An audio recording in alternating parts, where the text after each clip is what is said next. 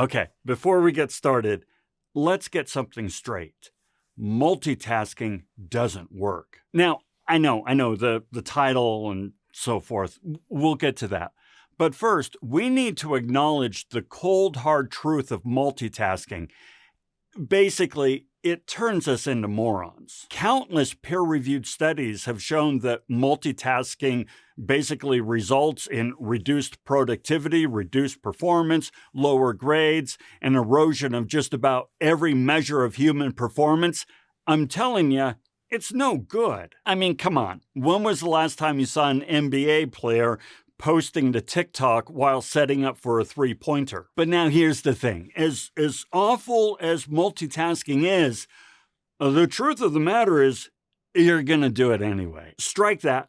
We are going to do it anyway. It's this strange cognitive dissonance that we hold that, yes, we acknowledge it doesn't work, but you know what? We're different. We're not, but we think we are. So now, if we acknowledge that multitasking doesn't work and in fact reduces our performance, why do we insist on telling ourselves otherwise? Because the promise of multitasking is just so darn seductive. Listen, like you, I have a lot of shit to get done and precious little time in which to do it. Furthermore, some of the things I have to do are just so mind-numbingly dull that I swear I can feel my life force draining from my body. And then, come on, multitasking just feels so intuitive. The idea that if we're doing two or more things at once, then we must be getting more done, right? Truth is, no matter how many studies are done, we're just not going to give up the idea of multitasking. It's just too delicious. As awful as the practice may be, we're just going to keep doing it.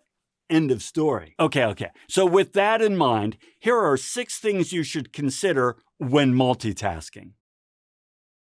First of all, recognize that multitasking is going to result in a lower level of performance. And in some cases, that's okay. I mean, come on, let's face it, not everything we do requires the very best of what we have to give. I'm just saying. The next consideration is the cognitive load of the task. By this, I mean how much brain power and focused concentration does the task really require? Some tasks intellectually kick your ass, and so require as much brain power as you can bring to the table. On the other hand, some things can be done with half your brain tied behind your back.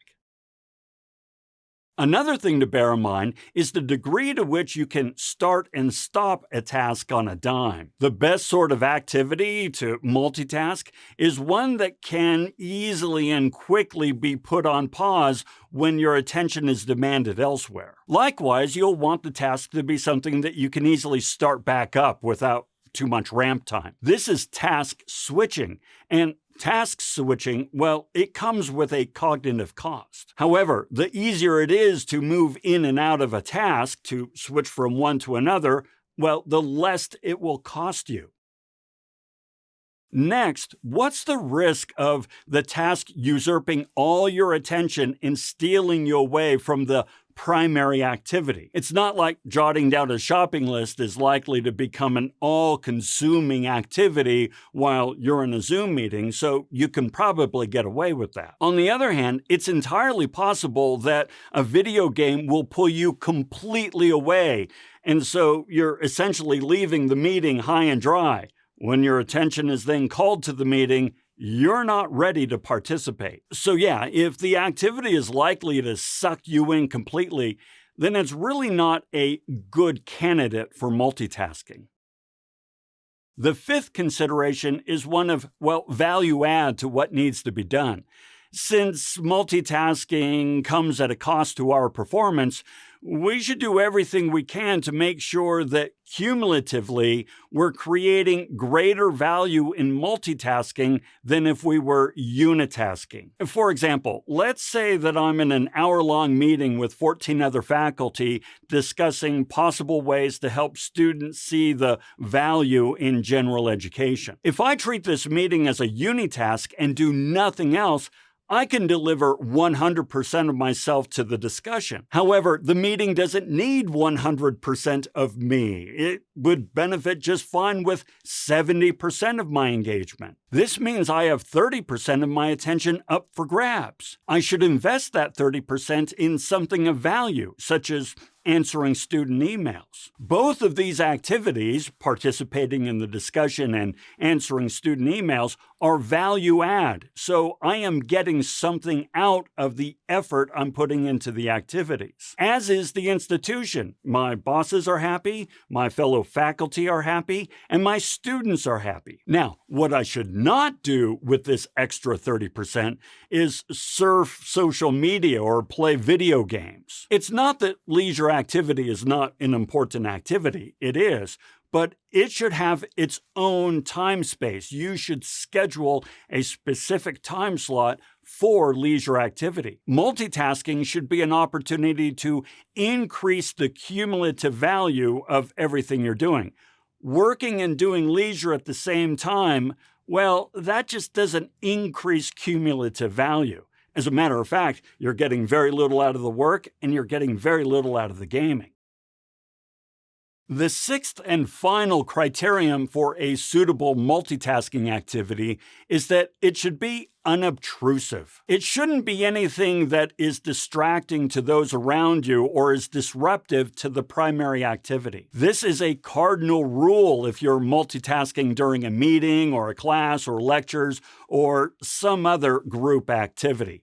You don't want to be doing anything that is distracting to those around you. Okay, so with all of this in mind, let's talk about how to multitask like a badass.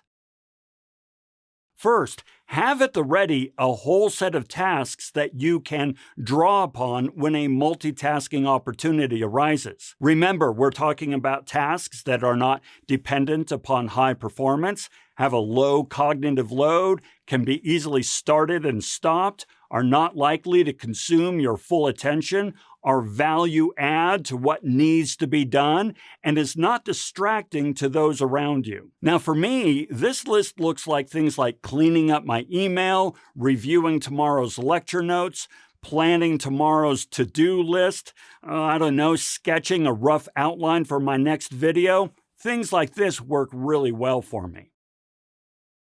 Next, take a look at your week's schedule and find activities and chunks of time that look like good multitasking candidates. In general, I look for activities that take more than an hour and have no clear deliverable due at the end of the activity. Anything less than an hour doesn't really offer me the breathing room I need to shift my attention back and forth between tasks. Of course, this depends on the nature of the activity. If I'm in a meeting and someone is just reading a policy document that doesn't apply to me verbatim for 30 minutes, then yeah, I'm going to multitask. On the other hand, if I'm attending a quick 30-minute stand-up meeting, I'm going to make sure that I am 100% fully present. I then look at what the activity requires of me. If there's nothing expected from me during or after the activity other than my attendance, then there's really little need for me to be fully present. What do these candidates typically look like for me?